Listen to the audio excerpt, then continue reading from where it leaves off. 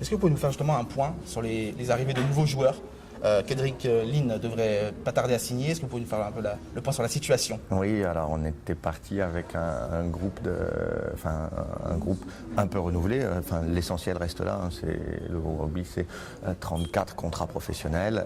Il y avait 9 nouveaux joueurs et puis on a eu malheureusement pas mal de blessés puisqu'on a 4 joueurs qui sont blessés de longue durée. Bogdan Balan, Romain Loursac, Ali Paté Fatafei et Romain Vigna.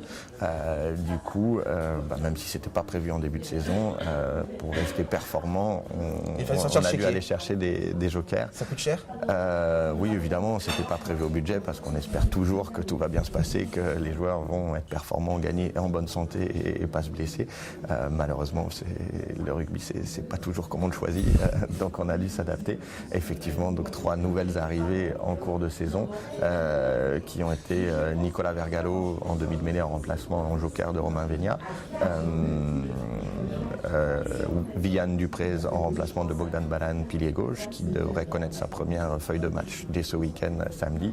Et le dernier arrivé, enfin il n'est pas encore arrivé, mais le dernier annoncé. C'est officiel. Hein. On s'est tapé dans la main, enfin à distance puisqu'il arrive de Nouvelle-Zélande, mais on s'est mis d'accord et on est d'accord sur tout. Donc maintenant c'est le temps qu'il finisse avec son club de Bay of Plenty. C'est Kendrick Lynn qui est un arrière polyvalent qui peut jouer au centre, qui peut jouer à l'aile, qui peut jouer à l'arrière.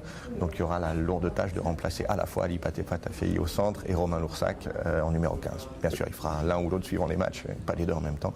Voilà, et il devrait arriver a priori à la fin du mois.